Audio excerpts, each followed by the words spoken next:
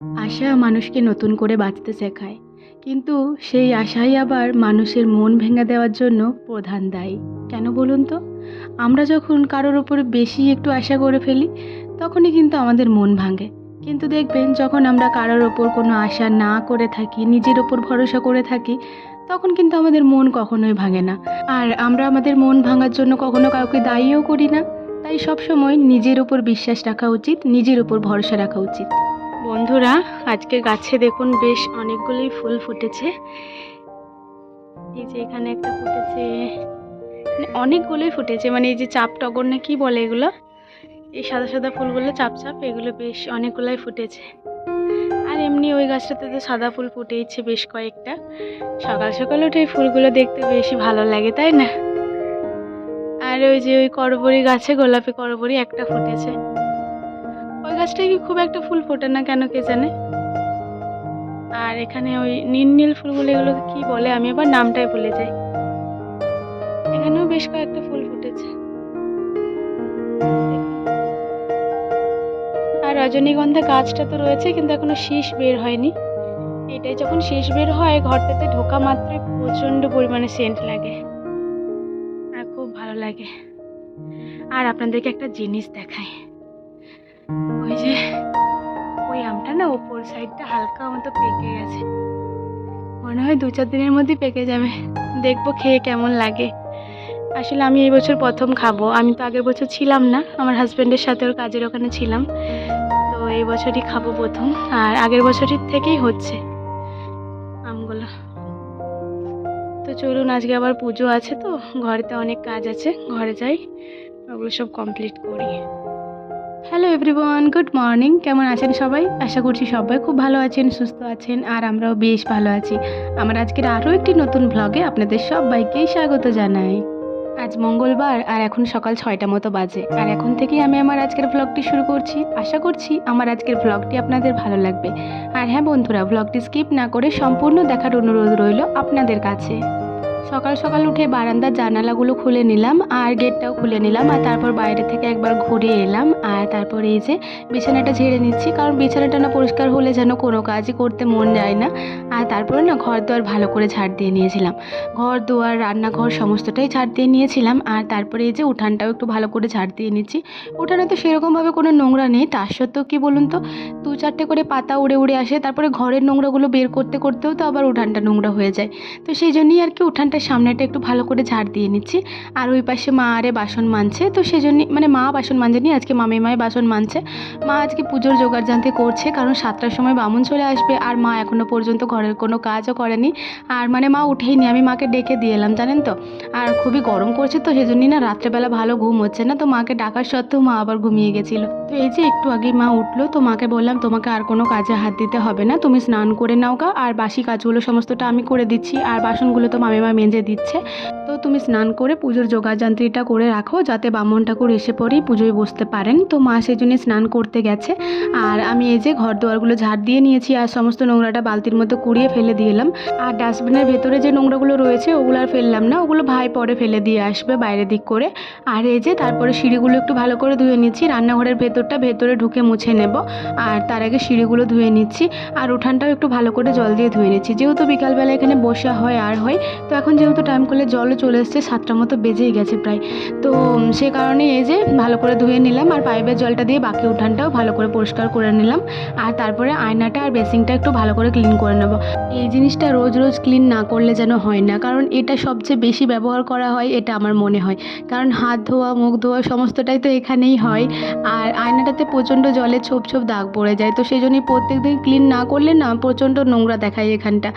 তো সে কারণেই রোজ একটু করে ক্লিন করে দিই। আর হ্যান্ড ওয়াশের ভেতরে যে হ্যান্ড ওয়াশটা ঢুকিয়েছে ওটা একদমই বেরোচ্ছে না, তো ওইটাই খুলে পরে একটু দিয়ে দিলাম, তারপরে ভালো করে এখানটা ক্লিন করে নিলাম। আসলে একটা নতুন হ্যান্ড ওয়াশ আনতে হবে। আর তারপরে জল দিয়েই আয়নাটা একটু ভালো করে মুছে নিচ্ছি। আর একটু ভালো করে না মুছলে পরে ওই জলের দাগগুলো উঠবে না, আর শুধু মুছলেও উঠবে না, একটু জল দিয়ে কিংবা কলিং দিয়ে মুছতে হবে। আর এই যে রুমালটাই করে ভালো করে এটা ক্লিন করে নিলাম। জানেন তো বন্ধুরা, আজকে সকাল থেকে না গরমটা বেশ লাগছে। বিকালবেলায় সেরকম আর গরম লাগেনি, কারণ ঠান্ডা ঠান্ডা বাতাস দিচ্ছিল তখন। তবে সকালবেলার থেকে প্রচণ্ড পরিমাণে গরম লাগছিল। তো আজকে না পুরো বাড়িটা একদমই মুছতে পারবো না। তো এই যে চায়ের যে জায়গাটা রয়েছে, যেখানে চা করা হয় আর হয় ইন্ডাকশনের কাজটা, তো এখানটা একটু ভালো করে মুছে নেবো সামনেটা। আর প্রত্যেক দিন দিন এই 3টে রুম আর রান্নাঘর এই সেই মুছতে না আমার প্রচণ্ড পরিশ্রম হয়ে যাচ্ছে। আর সেরকমভাবে তো রুমগুলো নোংরা হয় না, শুধুমাত্র এই চায়ের রুমটা একটু নোংরা হয় আর বারান্দাটা। তো সেই কারণেই এই দুটোই মুছে নিচ্ছি, আর বাকি রুমগুলো আজকে আর মুছবো না। সংসারটা আমার হোক কিংবা আমার মায়ের, সংসারের কাজগুলো তো আর বদলে যাবে না। সবার সংসারের কাজ একই রকম থাকে। তাই যখন আমি বাবার বাড়িতে আসি তখন এই কাজগুলো আমাকে করতে হয়। আর শ্বশুর বাড়িতে দেখেছেনই তো এই কাজগুলো আমিই করে থাকি। আসলে কি বলুন তো, বাবার বাড়িতে এসে আমার চুপচাপ বসে থাকতে তো একদমই ভালো লাগে না, আগেই তো বলেছি। আর সত্যি বলতে মা তো সবসময়ই এই কাজগুলো করে থাকেন কষ্ট করে, রান্না বান্না, তার সত্ত্বে আবার এইসব কাজ। তো সে কারণেই যখন আমি আসি তখন এই কাজগুলো আমি করে দিই, এতে করে মায়ের অনেকটাই হেল্প হয়। বারান্দাটা পুরোটাই মোছা হয়ে গেছে। আর এই যে দেখুন পশমা বের হয়েছে, একটু হাঁটাচলা করছিল আর কি ওই ওয়াকারটা নিয়ে। তো সে কারণে একটু হাঁটার পরে বসেছে। তো পশমাকে তো আর সরাতে পারি না, আসলে পায়ে তো এমনিতেই ব্যথা, আবার উঠে অন্য জায়গায় করাতে গেলে অসুবিধা হবে। তো সেই জন্যই বসেই ছিল, ওই আশেপাশে একটু মুছে নিলাম। আর তারপরে এই যে স্নান করে নিয়েছি, ব্রাহ্মণ ঠাকুর এতক্ষণ চলেও এসেছে আর আমার স্নান করার সময় পুজোও হয়ে গেছে। আর এই যে দেখুন মা আমাকে সিঁদুরটা পরিয়ে দিচ্ছে, মঙ্গলবারের সিঁদুরটা। আর তারপরে মাকেও আমি পরিয়ে দেব। আর সত্যি বলতে পুজোতে এই সিঁদুর টিঁদুর না ভালো করে পরলে একদমই ভালো লাগে না। আমি অবশ্য সিঁদুর পরেই এসেছি। আর আজকে আর শাড়িটা পরলাম না, কারণ বুঝতেই পারলাম পুজো হয়ে গেছে, ব্রাহ্মণ ঠাকুর চলে যাচ্ছেন। তো সেজন্যই আর কি আমি আর পরলাম না, এই নাইটিটা পরেই চলে এলাম, জব করে নেবো। আর প্রচণ্ড গরম করছে তো, নয়তো আবার পরলে আবার খুলতেই হবে। অবশ্য পুজোর সময় থাকলে শাড়িটা পরতাম। তো এই যে তারপরে ঠাকুরের কাছে একটু প্রণাম করে নিলাম, আর মাকেও আমি সিঁদুরটা পরিয়ে দিলাম, দেখলেনই তো। আর মা এদিকে পুজোর ফুলটা হাতে নিয়ে দাঁড়িয়ে আছে, বলছে তোর মাথায় একটু ঠেকিয়ে দিই, দাঁড়া। ব্রাহ্মণ ঠাকুর এটা দিয়ে গেল পুজোর ফুল। আর মঙ্গলবারের পুজোতে সংকল্প করার জন্য যে টাকাটা লাগে, ওই টাকাটা আমি মাকে দিয়েই গেছিলাম, যে মা তুমি সংকল্পটা করিয়ে দেবে আমার নামে। যতই হোক আমার তো বড় গোত্র হয়ে গেছে, তো শ্বশুরবাড়ির টাকাটা দিয়েই পুজোটা করালাম। নয়তো আবার তো বাপের বাড়ির টাকা দিয়ে করালে এটা একটা অন্যরকম হবে। তো সেই জন্যই আর কি পুজোর টাকাটা মাকে দিয়ে গেছিলাম, আর মা আমার নামে সংকল্পটাও করিয়ে দিয়েছিলেন। আর তারপরে এই যে মা বললো যে প্রদীপটাতে একটু ঘিটা বেশি করে ঢেলে দিবি, তেলটা তো আমি দেখতেই পাচ্ছিলাম না, তাই ঘিটাই ঢেলে দিলাম। এখন কিছুক্ষণ প্রদীপটা জ্বলুক। আর তারপরে এই যে ঠাকুরের প্রণাম করে নিলাম, জপ করে নিলাম সমস্তটাই, আর ঘন্টাটাও বাজিয়ে নিলাম। এখনও পর্যন্ত তুলসী মন্দিরে জল দেওয়া হয়নি, তো এই পুজো থালাটা একদম নিয়ে চলে যাই, তারপরে তুলসী মন্দিরে গিয়ে ওখানে একটু জলটা দিয়ে দেবো। আমার আজকের ভিডিওটি এতদূর পর্যন্ত যারা যারা দেখলেন তাদেরকে আমার অসংখ্য ধন্যবাদ আর অনেক অনেক ভালোবাসা। আপনি বা আপনারা যদি আমার এই ভিডিওটি এতদূর পর্যন্ত দেখে থাকেন তাহলে অবশ্যই একটি লাইক করে দেবেন এবং কমেন্ট করে জানাতে ভুলবেন না যে ভিডিওটি আপনাদের কেমন লাগলো। তুলসী মন্দিরে জল দেওয়ার জন্য ঘরটা খুঁজে পাচ্ছিলাম না, তো মায়ে যে ঘরটা দিয়ে গেল। আর তারপরে দুটো ফুল তুলে নিলাম, আর ওই কুয়াতলে জল তুলেই রাখা ছিল, তো ওই জলটাই দিয়ে দিলাম। আর তারপরে ঠাকুর প্রণাম করে এই যে পুজোর থালাটা ঘরের মতো নিয়ে চলে যাব। আর তারপরে ঘরের মতো গিয়ে একটা প্রসাদ খেয়ে নেব। পুজোতে যে মণ্ডাটা দেওয়া আছে, আর বেলপাতা পাইনি জানেন তো, তো সেই জন্যই তুলসী পাতা দিয়েই পুজোটা করে দিয়েছে। তো এই যে পুজোর মণ্ডাটা একটু খেয়ে নিলাম। আর পশনমাকে বলছিলাম তুমি এখনই খাবে, তো পশনমা তো ব্রাশ করছে, পশনমা বলছে ঠিক আছে আমি ব্রাশটা করে নিই তারপরে খাবো। তো এই যে ঘরের মতো রেখে দিলাম। আর তারপরে যে জামা কাপড়গুলো স্নানের সময় কাচা ধোয়া করেছিলাম, তো ওগুলো এবার একটু মেলে দেব। আর মায়ের জামা কাপড়ও ছিল কয়েকটা, তো সেগুলো সমস্তটাই মেলে দিচ্ছি। আর মা ওদিকে যে জামা কাপড়গুলো ভিজিয়ে রাখা হয়েছিল, এখন 8টা মতো বাজে জানেন তো, এখনই পুজো সমস্তটাই কমপ্লিট হয়ে গেছে। তো জলটাও এখনও রয়েছে, 9টা পর্যন্ত তো থাকবে। তো মা সেই জন্যই যে জামা কাপড়গুলো মামিমা ভিজিয়ে রেখেছিল, তো সেই জামা কাপড়গুলো একটু কাচা ধোয়া করে নিচ্ছে। আর এই যে আমি ভিজে গামছাটাও মেলে দিলাম আর চুলটা খুলে নিলাম। এরপর ঘরে গিয়ে 1 গ্লাস শরবত করে খেয়ে নেব। তো গ্লাসটা নিয়ে এলাম, এই হাঁড়ির জলটাই নিয়ে নেবো। এই হাঁড়ির জলটা প্রচণ্ড ঠান্ডা জানেন, আর খেতেও বেশ ভালো লাগে। ফ্রিজের জল খেলে কি বলুন তো, খেতে একদমই ভালো লাগে না, ওটা ঠান্ডা হলেও যেন খেতে একদম ভালো লাগে না। তো এই যে চিনি দিয়েই অল্প করে শরবত খেয়ে নেব। আসলে খালি পেটে না জল খেতে একদমই ভালো লাগে না, মানে খালি পেটে শুধু জলটা খেতে একদমই ভালো লাগে না। সেই জন্যই অল্প করে চিনি দিয়ে শরবতের মতো করে খেয়ে নিই। আর এদিকে বুনু আমাকে বলছে যে দিদি স্ট্যান্ডটা পড়ে যাবে গো। আমি বলছি না বাবা পড়বে না, তুমি বসো, তুমি চুপচাপ বসলে কিচ্ছু পড়বে না। তারপরে এই যে ওকে একটা কলা ছাড়িয়ে দিলাম, ও কলা খেতে খুবই ভালোবাসে। তো ওদিকে খেয়ে নিচ্ছে আর আমি এদিকে শরবতটা করে হয়ে গেছে, তো শরবতটা খেয়ে নেব। আবার আমি খাচ্ছি না, বলছে ও দিদি আমাকে একটু দেবে গো। তো কি বলবো বলুন তো, সত্যি বলতে আমি মনে মনে ভাবছিলাম যে একটু রাখবো, ওর জন্য দেবো, তো ও তার আগেই বলছে দিদি আমাকে একটু দেবে গো। তো আমি বললাম হ্যাঁ বাবা, তোমাকে না দিলে হয়। তো এই যে ওকে একটু অত খাইয়ে দিলাম, তারপর দুজন মিলে বাইরে থেকে চলে গেলাম। আর মা আজকে মুড়ি খাবারের জন্য আলু ভাজা বানিয়েছিল। আপনারা তো জানেনই যে আমার আলু ভাজা কতটা প্রিয়। তো এই যে আলু ভাজা, শসা আর আম দিয়ে মুড়ি খেয়ে নেব। এখন তো দুধ জল কিছুই খেতে পাবো না, মানে জলটা খেতে পাবো কিন্তু মুড়ির সাথে মেখে খেতে পাবো না। তো আপনাদেরকে দেখালাম যে দিদিমা আর কি দুধ দিয়ে পাঠিয়েছে। আর তারপর দেখুন সকালের খাবার খাওয়ানো হতে হতে এই যে দুপুরের খাবার নিয়ে আবার আপনাদের সামনে চলে এলাম। আসলে কি বলুন তো, সকালের খাবার খাওয়ার পরে বেশ কিছুক্ষণ শুয়ে পড়েছিলাম। দুপুরে তো আর সেরকমভাবে কিছু বানাতে হয়নি, মামিমা শুধু মামিমার জন্য আর পশানোর জন্য রান্না করেছিলেন। তো এই যে দুপুরবেলা দই, চিড়ে, আম, কলা এইসবই খেয়ে নেবো। আর দিদিমা তো দুধ দিয়ে পাঠিয়েছে, ওই দুধ দিয়েই ভালো করে খেয়ে নেব।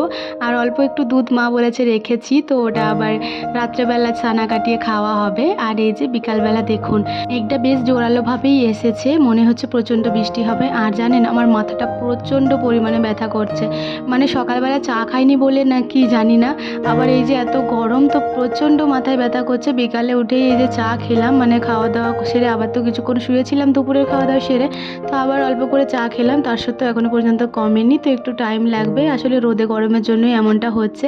আর বুনু আর আমি এখানে বসে বসে দেখছি যে মেঘটা কখন আসবে, কখন বৃষ্টি পড়বে। আর তারপরে না বিকালবেলাতেই এই যে লুচিগুলো ভেজে নিচ্ছি রাতে খাওয়ার জন্য। তো মা ওদিকে লুচিগুলো সমস্তটাই আমাকে বেলে দিল আর এদিকে আমি ছেঁকে নিচ্ছি। তো এটা দেখুন ভালো করে ফুললো না, আসলে এই লুচিটা দেওয়ার সাথে সাথেই না একটু চাপ দিয়ে দিতে হয়, তাহলেই ফুলে যায়। আর একটু পরে আবার চাপ দিলে ওটা আবার ফেটে যাবে। আর এই যে দেখুন লুচি ফেটে গেলে ওর মধ্যে যে কত তেল ঢুকে যায় কি বলবো আপনাদের। তো কোনো রকমে ওই এটা একটা একটা করে ফুলছিল, একটা একটা করে ফুলছিল না, তো সময় মতো দিলে ঠিকই ফুলছিল। তো এই যে এটা যেমন দিলাম না সময় মতো, তো সে কারণে ভালো করে ফুললো না, ওতেই তুলে নিলাম। আর এর পরেরটা দেখুন, মানে সঙ্গে সঙ্গে দেওয়ার পরে একটু চাপ দিয়ে দিলে না খুবই সুন্দরভাবে লুচিটা ফুলে যায়। এটা যেমন সঙ্গে সঙ্গে দেওয়ার পরেই একটু ভালো করে চাপ দিয়ে দিলাম, এটা বেশ সুন্দর লুচিটা ফুলেছিল। জানেন তো বন্ধুরা, আমার আবার রাত্রেবেলা লুচি খেলে না প্রচণ্ড পেটে ব্যথা করে। আর মা আবার রুটি খায় না, তো সেই জন্যই মাকে বললাম লুচি করে দাও, আর আমি আবার অল্প করে মুড়ি খেয়ে নেবো লুচিটা খাওয়ার পরে। কারণ কি বলুন তো, শুধু লুচি খেয়ে ঘুমালে না আমার পেটে প্রচণ্ড ব্যথা করে আর শরীরটা আমার খুবই খারাপ করে যায়। সকালবেলা বাসি লুচি খেতে চায়ের সাথে খুবই ভালো লাগে, কিন্তু এই রাত্রেবেলা লুচি খেয়ে ঘুমালে আমার প্রচণ্ড শরীর অসুস্থ হয়ে যায়। তাহলে চলুন এক এক করে লুচিগুলো সমস্তটাই ভেজে নিই, তারপরে আবার আলু ভাজাও করতে হবে, কারণ শুধু লুচি আর কি দিয়ে খাবো, অল্প একটু ছানা কাটাবো, কিন্তু শুধু ওই ছানাটা দিয়েও আবার খাওয়া যাবে না। তাই এই লুচিগুলো সমস্তটাই ভাজা হয়ে গেলে আবার অল্প করে আলু ভাজা করে নেব। মা ওদিকে আলু কেটে দিয়েছে, আলুটা কেটে নুন মাখিয়ে দিয়েছে। তো আলুগুলো এই যে শুধু সাদা আলু ভেজে নেব, সেরকমভাবে হলুদ আর কিছু দেবো না। যখন আলুগুলো ভাজা হয়ে যাবে তখন একটা লঙ্কা ভালো করে ভেঙে দিয়ে দেবো, এতে করে একটু ঝাল ঝাল হয়ে যাবে। আর আজকে আর হলুদ আরে দেবো না, সাদা আলু ভাজা খেতেও না বেশ ভালো লাগে। তাহলে চলুন এগুলো সমস্তটাই ভাজা হয়ে যাক। আর ওদিকে আবার মা আরে পশানোমাদের ঘর যাবে, আজকে পশানোমা বাড়ি যাবে, তো পশানোমাকে দিতে যাওয়ার জন্য মাও যাবে। তো এই যে বুনু আমাকে টাটা দিচ্ছে, আর ভাই বুনুকে আজকে বেশ আদর করলো, কারণ বুনু বাড়ি চলে যাচ্ছে বলে। বন্ধুরা এখন বাজে রাত্রি 9:30, তো মার তো বাড়িতে নেই, পশানোমার বাড়িতেই থাকবে আজকে, কাল সকালবেলা আসবে। আর এদিকে দেখুন একটু দুধ ছিল, তো ওই দুধটা একটু গরম করে নিচ্ছি। এই দুধটার একটু ছানা কাটিয়ে নেব রাত্রেবেলা খাওয়ার জন্য। আর লুচি আর আলু ভাজা তো করাই আছে, দুপুরবেলা করেছিলাম, মানে মা আর আমি দুজন মিলেই করে নিয়েছিলাম বিকালবেলা। আর মা অল্প করে লুচি নিয়ে গেছে খাবে বলে, যেহেতু মাও তো মঙ্গলবার করেছে, আজকে আর অন্য কিছু খাবে না। আর এই যে আলু ভাজা রয়েছে, আমি আর ভাই এটা খাবো, আর একটু তো ছেনা হবে, এটাতেই হয়ে যাবে আমাদের দুজনের। তো চলুন এটা হয়ে যাক, তারপরে খাওয়া দাওয়াটা কমপ্লিট করে নেবো। এই যে সমস্তটা রেডি করে নিয়েছি, দুধটা গরম হয়ে যাক, তারপরে ছানাটা কাটিয়ে নেব। আর আমার আজকের ভিডিওটি এখানেই শেষ করে দিচ্ছি। ভিডিওটি কেমন লাগলো অবশ্যই কমেন্ট করে জানাবেন, ভালো লাগলে একটি লাইক করে দেবেন এবং সাবস্ক্রাইব করে আমার ছোট্ট চ্যানেলটির পাশে থাকবেন। আবারও দেখা হবে কালকে একটি নতুন ভিডিওর সাথে, ততক্ষণের জন্য সবাই ভালো থাকুন, সুস্থ থাকুন আর অবশ্যই সাবধানে থাকুন। টাটা।